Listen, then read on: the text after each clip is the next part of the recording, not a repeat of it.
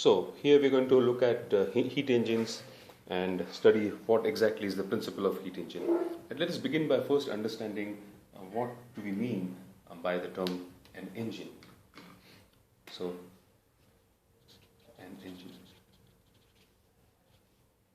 In very, very simple words, an engine is a device which converts some form of energy into work.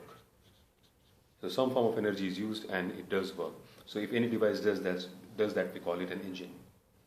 So if I use the word heat engine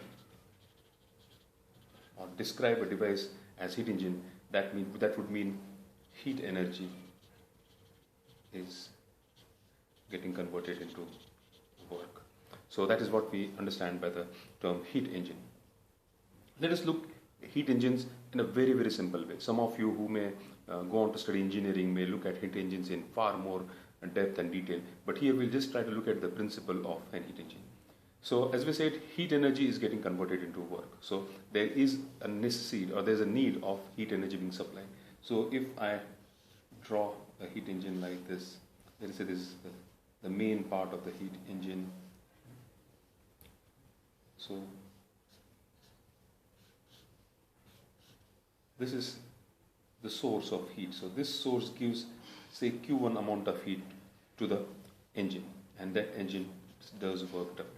This we will call the source, because that is the source is giving it. It is the source of the heat. It is the source of the energy. So this source gives energy, which is heat energy in this case Q1.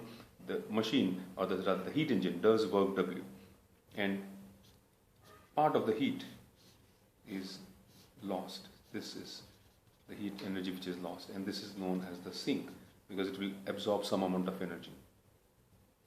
Since this is at a higher temperature, we'll have temperature T1, this will have temperature 2 to lower temperature.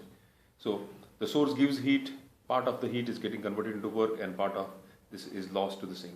And this comes from the second law of thermodynamics. If you remember the Kelvin-Planck statement of the second law of thermodynamics, I'll just keep it here again for your reference. It is impossible to convert all the heat extracted from a hot body to work. So you have extracted Q1 amount of heat, but it is not possible to convert it entirely into work. Part of it is getting converted into work and part of it is lost to the sink. Q2 is lost.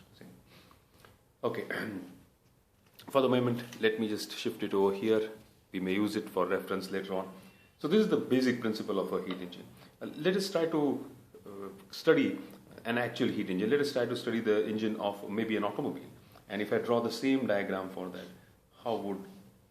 what are the various parts? I'll draw the same diagram for an automobile engine and let us see. Yes. So in an automobile engine, the heat energy, which is at high temperature, is the source is in this case the fuel plus air mixture. This is the source of energy. This gives heat Q1 to the engine. In the process, what happens? It does work W, therefore the piston starts moving, and because of that the automobile starts moving forward. So heat energy is getting converted into work, and some amount of heat Q2 is lost to the atmosphere. So this is the atmosphere which is at a lower temperature. This is temperature T2, this is high temperature T1. And as you know, the temperature inside the engine would be very, very high.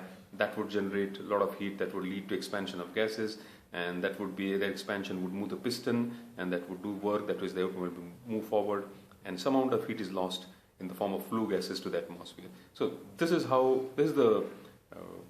the theoretical construct of a heat engine. Now this is doing work, so let us look at one more aspect of heat engine, and that aspect of heat engine that we're going to look at is efficiency of the heat. Efficiency is, as you know, is output energy upon input energy. Now if I look at this particular machine, the output is the work done. So output will be W, and the input is the energy given Q1. So efficiency, which will denote by eta, would be W upon Q1.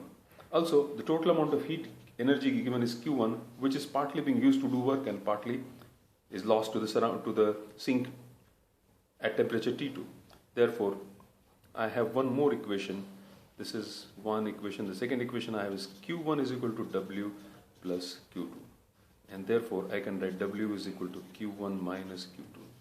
And therefore, efficiency would be equal to, this W is Q1 minus Q2 upon Q1, which I can write as 1 minus Q2 upon Q1.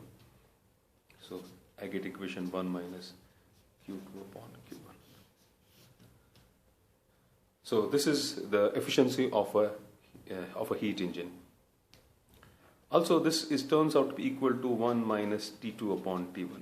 In this video, at this level, we're not going to look at how this equation has come. We'll just take it for granted and say that efficiency is 1 minus T2 upon T1, because Q2 is proportional to temperature, Q1 is also proportional to temperature T1, and therefore we get this ratio. So efficiency is also given by 1 minus T2 upon T1.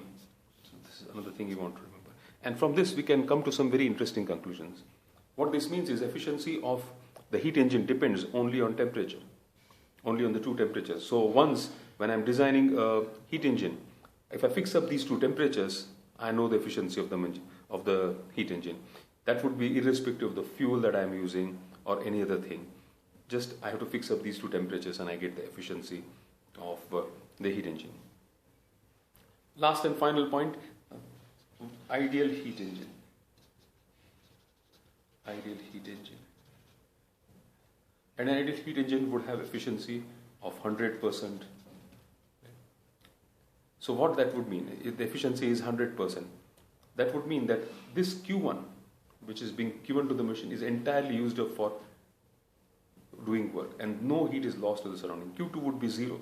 This Q2 would be 0. So if I use this equation, eta is equal to 1 minus Q2 upon Q1, and if Q2 is 0, efficiency would be 1. That means no heat is lost to the surroundings. The entire amount of heat is being used to do work W. And as we discussed over here, according to Kelvin Planck's statement, that is not possible. It is impossible to convert all the heat into work.